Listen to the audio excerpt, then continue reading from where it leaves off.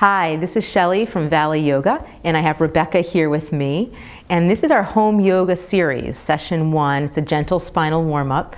And Rebecca is one of the instructors here at the studio, so thank you for being with me. And our intention is for our viewers to be able to practice some yoga at home. So Rebecca, would you please lay down on your back? I'm going to start this session with just a little bit of breathing. And Rebecca's going to place her hand softly on her belly. Her knees are bent and her feet are resting down on the mat. She's taking a few slow breaths just to be glad that she's taken a few minutes out of her day for herself. 5 or 10 minutes probably will do it. And with her eyes closed, she is starting to just let go of the things she's been thinking about, what she's been doing all day, and entering the present moment. And the breath is one of the best ways that I know of to shift from the busyness of being and doing your chore list, whatever it is, your work day, and shifting into a state of relaxation and focusing on yourself, your mind, body connection. So as you can see, her hands, as they rest on the belly, are rising and falling, and that's a good way for her to be able to focus on her breath. So as Rebecca breathes slowly in and out through her nose, which is the way that we typically breathe in yoga, she is starting to trigger the relaxation response, and she's allowing her breath to be very full, allowing the belly to expand, and the ribs are also starting to expand on her inhale. And on the exhale, she's just letting go, sinking down, finding a sense of relaxation through her back body, and just taking a few minutes to enjoy her breath. All right, Rebecca, now that you have centered yourself and you've brought yourself into the present moment, I'd like you to come over onto your hands and knees into tabletop. So rolling over nice and slow and gentle. And then she comes onto her hands and knees. Rebecca, just spread your hands wide and place your wrists underneath your shoulders and your knees directly underneath your hips. And then you're just going to flatten your back and just take a moment here to feel the tops of your feet pressing down into the mat. Feel your knees connected. Feel your hands spread wide and arms nice and strong. Good. And then you're going to come into a position called cow. So your tailbone is going to come up toward the sky and you bring your head up, and if possible you can look up. Good. And then the inverse, we're going to tuck the tailbone round the spine and draw the chin in toward the chest.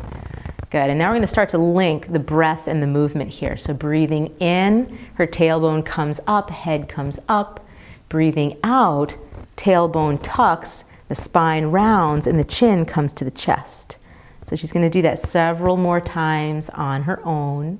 Great. And then just a few more rounds of this cat and cow, breathing in, breathing out, and really feeling a nice expansion and lengthening of the spine, and now beautiful curve. Good. And then coming back in with a neutral flat back into tabletop.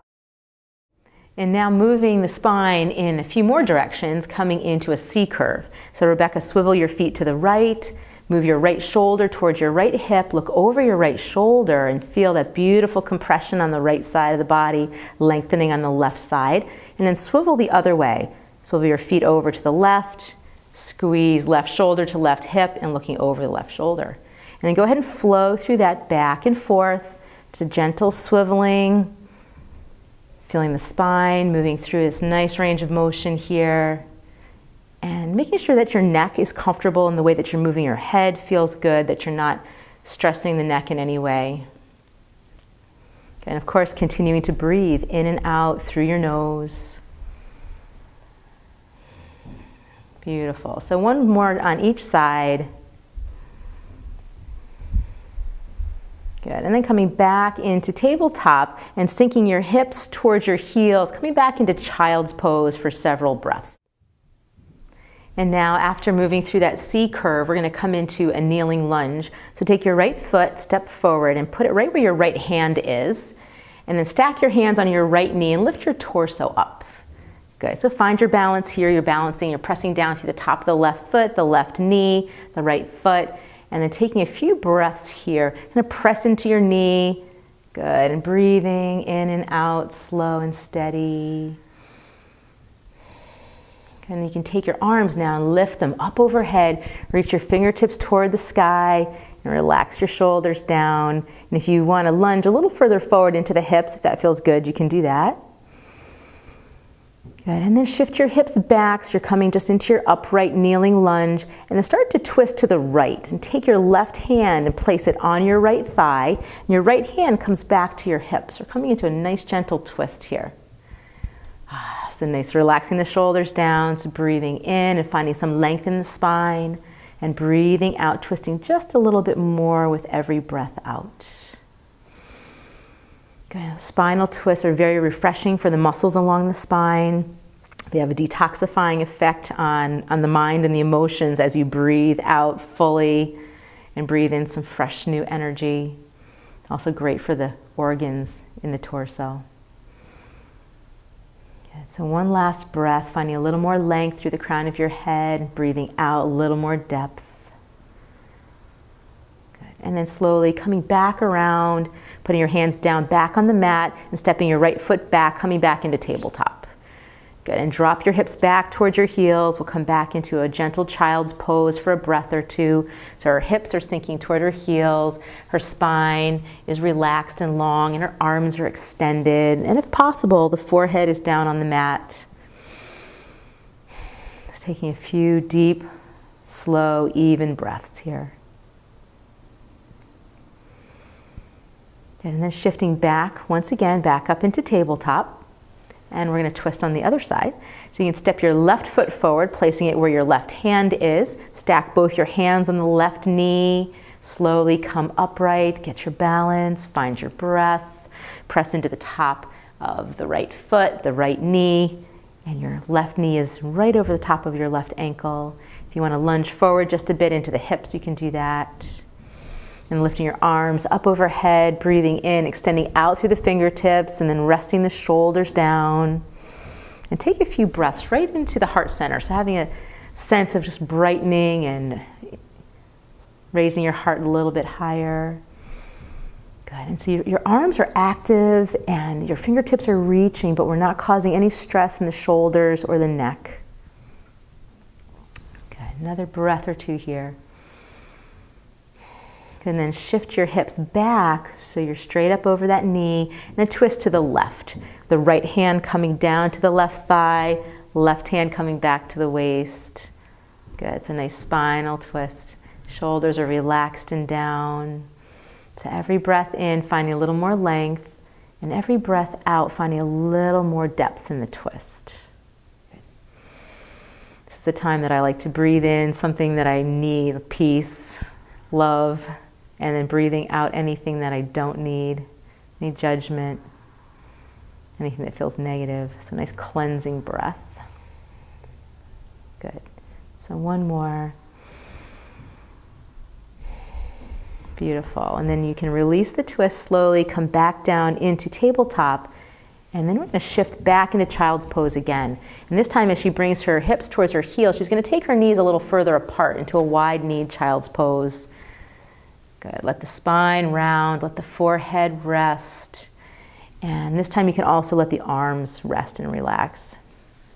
So child's pose is a beautiful resting pose. It gives you a chance to reconnect with your breath, bring that sense of breath back into the belly.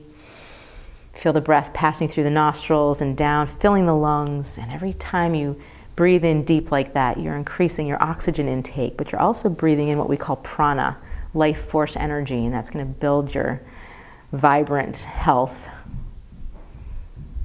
Okay, so enjoying just a few more breaths here in this relaxing pose. Just see if the hips have softened a little bit more. Maybe the tailbone comes down toward the heels. Nice, good. And then shift yourself back up into tabletop. And now from tabletop, Rebecca, walk your hands out about 6 inches, spread your fingers wide, and then curl your toes under. Have your feet about 6 inches apart, and then lift your hips up toward the sky. We're coming into downward facing dog. So Rebecca's going to lift her hips up. She lengthens the back of her legs. Nice, beautiful. So downward facing dog is a very active pose, and it stretches all the major joints in the body. So spreading your fingers wide, Rebecca, just lengthen your arms a little bit more and push the earth away from you. Good. And then relaxing the back of your head, look softly between your feet, and then bring that same sense of length from the arms all the way up through the spine. You can see that her sit bones are reaching up toward the sky, and she's got nice length down the back of her legs, and her heels are moving down toward the mat. And if your heels don't touch the mat, don't worry, you're just lengthening the back of the legs. So remember to breathe. When we move into downward facing dog, sometimes we find that we're holding our breath. So just breathing in and out through the belly, relaxing the belly as you breathe in, and then starting to firm the belly as you breathe out. And then feeling free to pedal your heels out, pressing one heel at a time down, bending the opposite knee. Good. Nice. So take another breath or two. Enjoy this downward facing dog. Good. Good. And then look up towards your hands. And then step your feet up slowly. So you're bringing your feet up towards your hands, coming into a forward fold. Good. So you're rooting your feet down into the earth, feeling very secure and steady. And then finding some length in the back of the legs, folding at the waist, releasing your head so the top of the head is just melting down toward the floor. Then you can hold your opposite elbows if you want. Extend your elbows down toward the mat and let your head just hang between your elbows. And take a few breaths here, feeling the stretch in the back of the legs, feeling your spine lengthen, completely relaxing your neck and your head. Just breathing in and breathing out. Just calm, steady. Good. And now I'd like you to bend your knees and just bring yourself down into a seated position. So put your bottom just down on the mat. Good. Nice. Good job. So you're going to lay back and we're going to have a few minutes of relaxation. So you may want to take a blanket and put it underneath your head or behind your knees. So I want you to spread out. Just let your arms and legs come out to the side. Let your knees be a little wider than your hips and let your toes turn out. Good. If you feel comfortable, palms can roll up and then relax your whole body down into the mat. Good. Just remembering the breath. And starting to relax the body progressively. Relax your feet and your ankles, and relaxing your hips,